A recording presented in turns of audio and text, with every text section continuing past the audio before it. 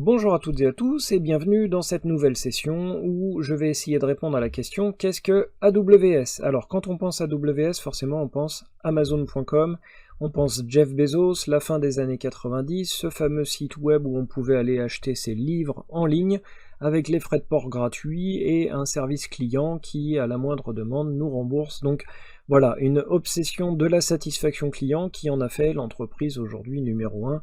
Que ce soit en bourse ou en investissement en recherche et développement, voilà, on a vraiment une grosse machine qui justement s'est retrouvée bien embêtée de son succès au début de sa carrière, puisque les clients venaient en grand nombre acheter des livres sur son site, et les infrastructures n'étaient pas du tout dimensionnées pour recevoir autant de requêtes, autant de clients. Et on travaillait sur des technologies où le calcul, le stockage et le réseau n'étaient pas forcément en adéquation et les évolutions étaient très lentes. C'était un peu compliqué. Donc il lui a fallu quelques années pour trouver la perle rare qui finalement s'est avéré être le CTO, donc le directeur technique. Ce monsieur se nomme Werner Vogels. Il a été embauché chez AWS et il est l'auteur de la thèse Scalable Cluster Technologies for Mission Critical Enterprise Computing. Alors, pour faire simple, il s'agit tout simplement, littéralement cluster, ça veut dire grappe en anglais, scalable, ça vient de scale, de l'échelle. Voilà, donc il s'agit de ressources informatiques avec un petit peu de calcul, un peu de stockage et un peu de réseau, capables de se mettre à l'échelle pour accueillir dynamiquement les clients qui pourraient venir sur votre site. Donc je vous invite à aller suivre Werner Vogel sur Twitter, c'est très intéressant. Je vous citerai dans les différents ateliers plus tard quelques exemples de tweets intéressants sur quelques migrations qui ont eu lieu. Alors concrètement, lorsque ce monsieur est arrivé, il a donc appliqué les fondamentaux, donc la mise en capacité d'évoluer et de mettre à l'échelle les infrastructures.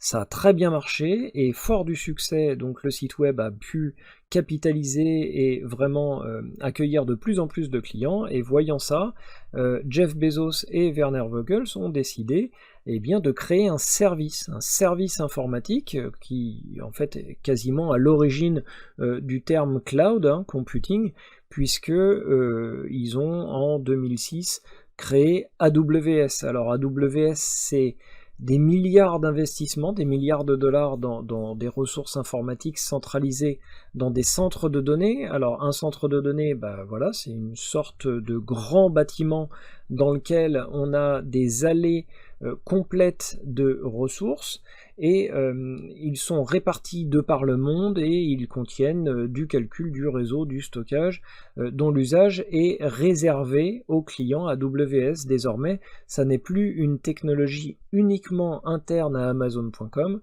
Voilà, donc ces ressources sont complètement isolées les uns les autres de façon logicielle, et les clients peuvent partager ces ressources.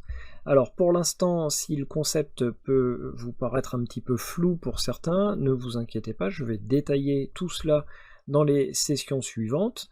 Déjà, je vais vous montrer une carte tout simplement pour vous expliquer pourquoi vous devrez choisir lors des ateliers les ressources les plus proches de vous, et bien tout simplement puisque plus l'on a de distance à parcourir, plus les temps d'accès, les temps de latence sont longs.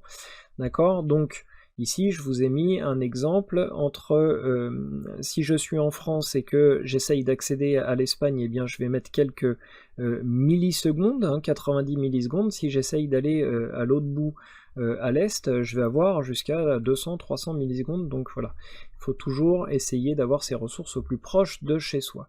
Alors, principalement, le modèle de consommation d'AWS, c'est de mettre les ressources à la demande dynamiquement en fonction des besoins, de les sécuriser puisqu'elles sont réparties à plusieurs endroits, et donc Si on a des ressources à 2 endroits et qu'on perd un site, eh bien on va toujours pouvoir continuer son activité, donc on les sécurise, nos données, on devient tolérant à la panne.